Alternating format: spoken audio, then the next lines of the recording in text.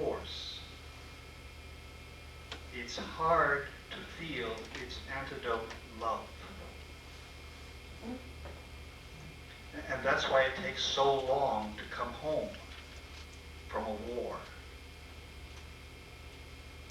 Once you've felt the frenzy and the kind of a lust that's hidden in this ability to destroy another with a gun, it's very, very difficult to come back and embrace as an intimate. Police forces know that. When an individual in upholding the law has to shoot a criminal, there's immediately a psychiatrist brought in. Because we know how destructive force is, even when it's used correctly. We just weren't, despite everything that Darwinian thought tells us, we are not fitted for killing others or for using force on them. And the soul rebels against that and loses its ability to love. The human soul in this poem is shown always in its relationship to force. It occurs in this way. The human being is swept away. It's blinded by the force it thinks it can direct.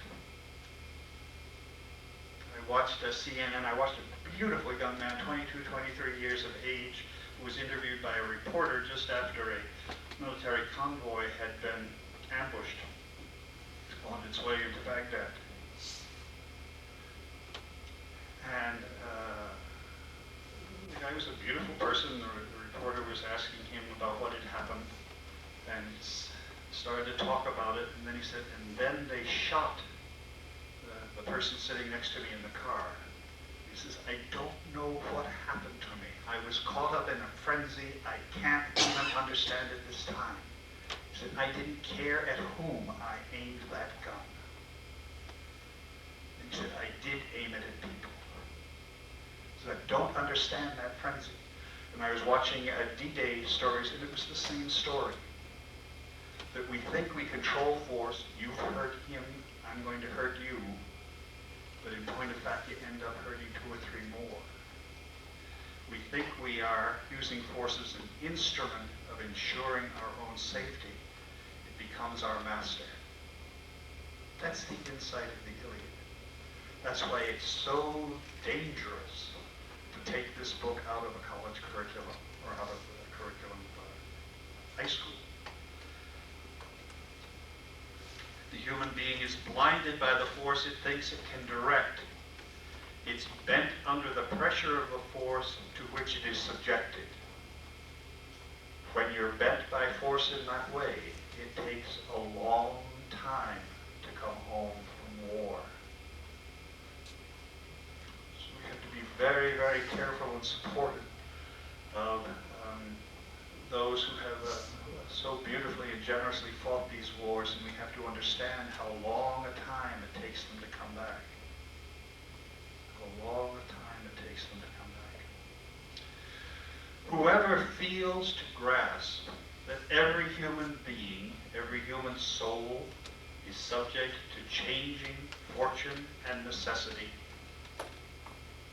can neither regard as peers nor love as himself those separated from him by the chasm of chance. Now that's a tough sentence. That's a tough sentence. Here's what you have to grasp, that each one of us never knows what's going to happen to us tomorrow. So be very careful how you greet somebody who is at misfortune's door, because you might be there later on. And it will be easier to face it oneself if you have armed yourself with kindness for another. Kindness has a wonderful dividend to play, and that is that it gives you equanimity and peace of mind when you then have to face it yourself. Every human soul is subject to changing fortune and necessity. Changing fortune and necessity is a substitute for, just a fancy word for, the fact that we never know when one of us is going to have to face some misfortune or hardship. No matter how secure you think you are, you're not. To be human means you're never secure. human soul can never regard either his or her peers,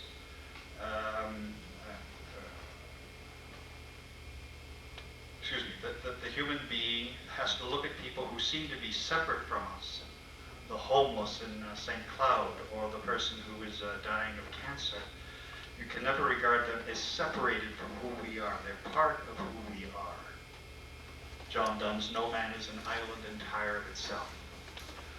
So Simone Weil reads the Iliad and says it's a cautionary tale, which says be very careful of the use of force in even the most intimate of your relationships, and especially in the broadest of them. And number two, don't think of yourself as separate from those who are unfortunate. It is impossible to love and to be just unless one understands the realm of force and knows enough. If there's one thing you ought to be as a human being, it's don't have any respect for those that think that force or military power is the way to be. It is impossible to love and to be just unless one understands the realm of force and knows enough to say, I don't respect you, force. Now, let me put that another way in terms of something I've already said 3 or 4 times. It's psychologically impossible to come home to the same kind of easy love that you had before you went to war if you've been caught in force. You can't be loving or just if you've given yourself over to the realm of force. To be engaged in war is a mutilating operation. And yet sometimes circumstance puts us that way. This beautiful man at St. Cloud State, Jerry Wellick, was a great storyteller, and who spends his life outside of the classroom seeking out Vietnam veterans here in town who have difficulties, trying to help them to come back. Was himself in Vietnam with the recognition that he would never survive killing another person. So he never carried bullets in any gun that he carried. He said, I know I won't survive that. And they might force me to carry a gun or a pistol. And he says on patrol after patrol after patrol. There was some guilt because I knew I had to protect those I was with. But at the same time, had I killed another, I never would have been able to come back to love or justice. And that beautiful sentence there, which one experienced, is carried in abstract terms. It is impossible to love and to be just unless one understands the realm of force and knows enough not to respect it. I want to talk just for a few moments about justice. A lion, if you look at a lion, is fitted by the terror in its paws, the muscular force of its sinews, and the fierceness of its teeth to seek out its prey and devour them. A serpent, if you look at the scale of ribs that allows it to move secretly across the globe and to slide over the surface of the earth, is fitted by its anatomical structure to operate by stealth until it finds its prey and devour it. The eagle, if you look at it and imagine its great wingspan, is clearly fitted by nature to soar and know the heights, and then with the powerful talons and the force of its beak to descend on its prey and devour it. We know the lion, the eagle, and the serpent. When you look then at a human being, what is that human being fitted for?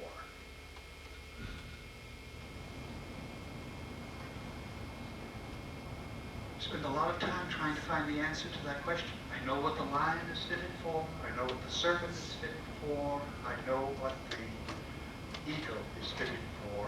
What am I fitted for? I look in the mirror. What am I fitted for? How will I achieve what everything in me has been designed to achieve? And the answer to that question is to seek justice. The answer to that question is to seek justice. You are fulfilled as a human being when you have tried to be just. What does it mean to be just? To make sure that each individual receives what is due to that individual. Or, even better, to give to each individual what is his or her due. This is Plato in the Republic.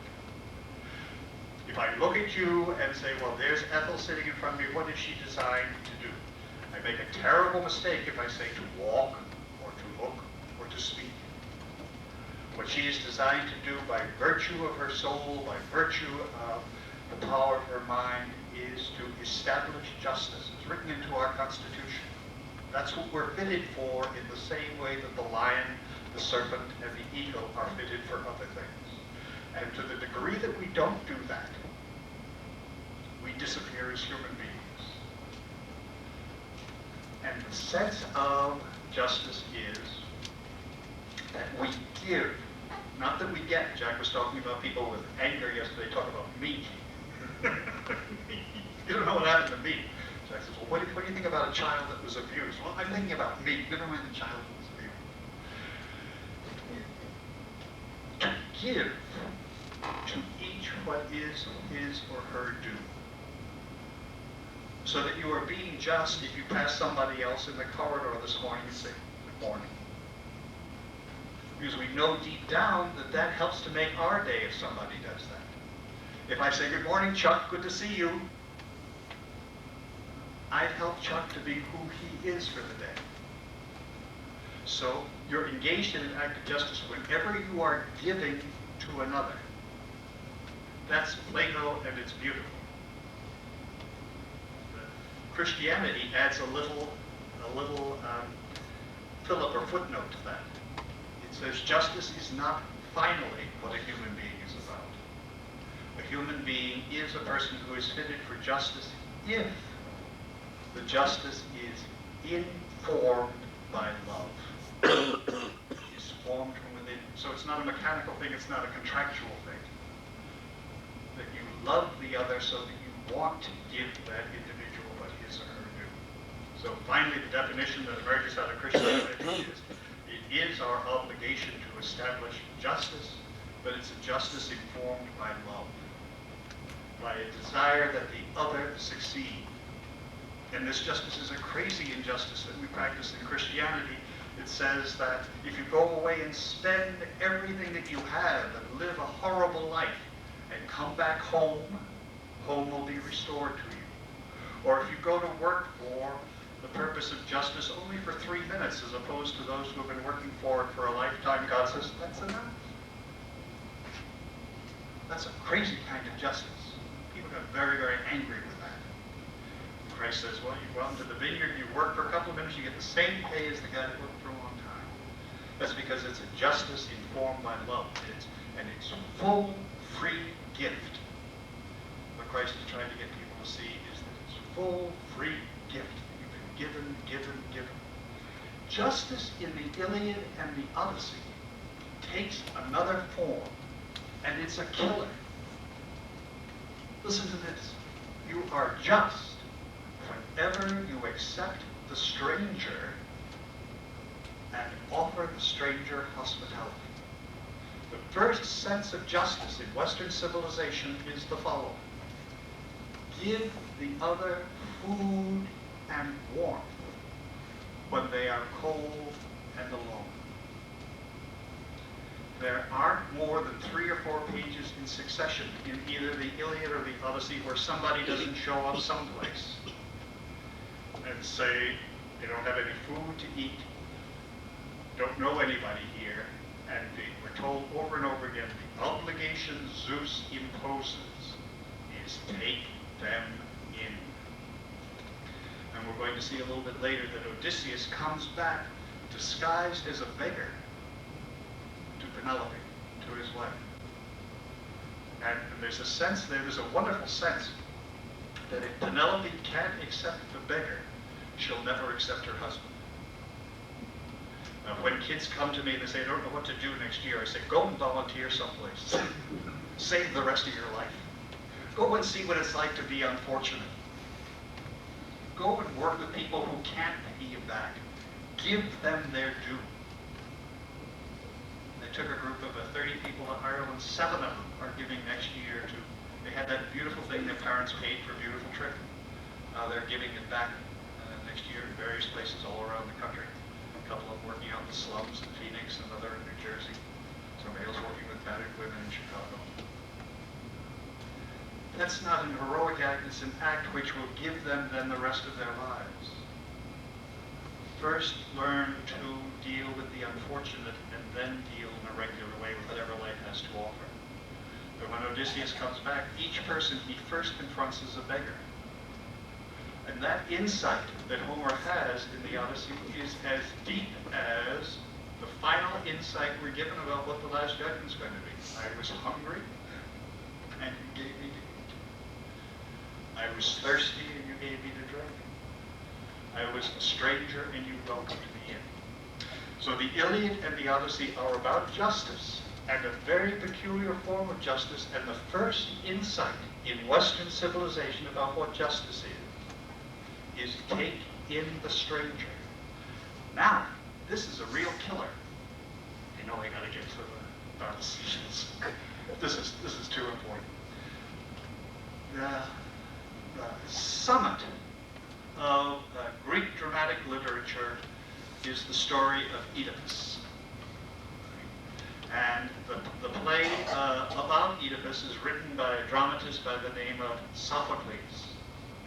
And the drama is in 3 parts, and it's called the Theban Cycle. In the first cycle, a young guy named Oedipus is taken out of the home by his parents and given to a couple of shepherds to raise. When he gets to adulthood, he finds that he has an uncontrollable anger in him. Absolutely uncontrollable. In the same way that any child that has been given away by his parents has a kind of an anger that has to deal with later on, that he or she has to deal with later on. Or if it's not anger, it's a terrible sorrow. So Freud says it's all about, the Oedipus story is about how kids love their mother and hate their father. Maybe. More importantly, it's that if you don't grow up in a secure and loving home, there are going to be psychological things that happen to you, including a sense of anger. So the great story of Oedipus by Sophocles has exactly the same subject as the Iliad, which is written a couple of generations before. So Oedipus has an uncontrollable anger. He's coming down the road, somebody's coming the other way, the other guy won't yield. What turns out to be his dad. Didn't kill his dad consciously, only because he was angry. The next play is about his daughters, who are pretty nice people. Their dad killed his father. Oedipus killed his father, Creon. Is it Creon? Antigone is a beautiful person who has somehow, even though her dad is a murderer, grown up with a family, and she knows that when her brother is declared a traitor, that doesn't mean that his body has to be left someplace to be eaten by flies and maggots. And she loses her own life trying to say to the Greek state, family is important. The third play is called Oedipus at Colonus. And we see Oedipus by now without his eyes, wandering around the countryside because nobody will take him in because he's an ex-con. Nobody wants to have anything to do with him. And Sophocles, who's at the summit of Greek tragedy, puts an incredible speech into Oedipus's mouth, which he turns to the city of Athens. And he says, Athens, if you only understood the blessings that would come your way if you took me in. I offer you everything that the city could want if you will exercise this one action. Take me, an ex-con, take me, a man who killed his own father, back into your limits, within your limits. Nurture me and protect me. Understand that you have to forgive me. That's the height of great power. Over and over again in the Iliad, the people who are strangers and who come asking for protection are individuals who in another tribe or in another part of Greece killed somebody in a moment of anger. And they run because they're terrified that they're going to get it back, because this was a blood revenge society. And the essence of the Iliad is God wants you to take them in. God wants you to take them in. We have something like that in American literature. We have something like that in American literature. I was wondering the other day, the Greeks had the Iliad and the Odyssey. What do we have? What do we have? What national literature do we have that we all share that tells us who we are? Well, we might have a story about George Washington chopped down a cherry tree. We have stories about Abraham Lincoln who gave a penny back. What stories do we have? Well, one of the stories we have is the Scarlet Letter. Strange story. Again, great sea movie. I think I didn't see that one either. Here's the Scarlet Letter. Hawthorne is sitting down. He's a government employee, a bureaucrat in Salem in a customs house, and this story comes to his mind. He says, this is what I've got to write, and I've got to have America understand. Once upon a time, there was a woman who gave in to her feelings of anxiety and some stirrings of love, and became the mother of a child, and the society around her called her adulteress. And the society decided that we ought never to let her back in to our group. And to keep her separate, they gave her a big A that she had to wear around. And they said, that will be a lesson to you, and a lesson to all those young people growing up. And at the end of the novel, Hawthorne looks at what's happened to this woman who becomes a great healer of others. Her mistake she made gives her a natural compassion for others who are in harm's way. And she has to go around secretly ministering to them because the city won't let her. Because she's the adulteress. You remember 30 years ago, 20 years ago, you know what she did. A little hussy.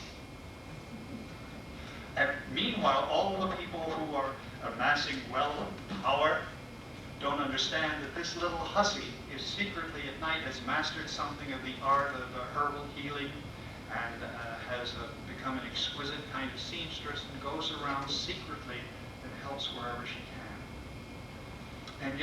And then she has a daughter, and the daughter, because she is excluded, and because children can be cruel, because everybody knows to point to this child and say, that's the child of the adulteress, grows up in strange ways. Her name is Pearl.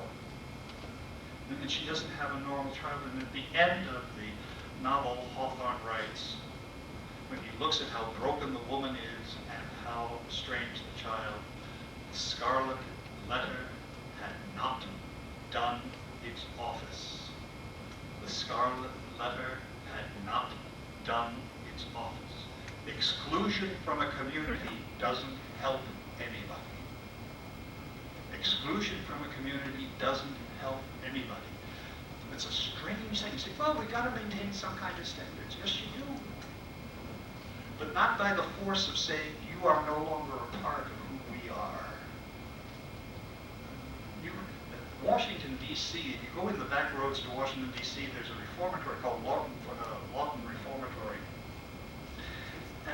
must be 20,000 young black men and Hispanic men and poor white men who are, you look at their faces, you can actually see them as you go by in a car.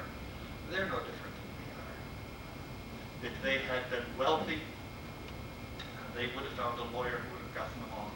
And yet we put those people and exclude them from the society. It's a very, very difficult problem. We say, well, we've got to have a certain amount of safety. Yes, we do. But the Scarlet Letter doesn't do what it's supposed to do. All it does is breed more violence and more and more and more, so it's not the answer. That doesn't make it any easier to say what is the correct answer. But at least we have that extraordinary insight there that those who have, we think, harmed us or have made an error which is harming themselves can't be excluded from the community. And if you start reading the footnotes or the pages in the Iliad and the Odyssey, almost every stranger is somebody who made a terrible mistake earlier in his life. Achilles' father, Peleus, the father of Achilles, when he was a young man, mistakenly killed his father-in-law. Anger can take over anybody. And he achieved some kind of wholeness by being taken in by another group. So take in, don't exclude. That's the message, another message of the Iliad and the Odyssey, and it's a very profound one.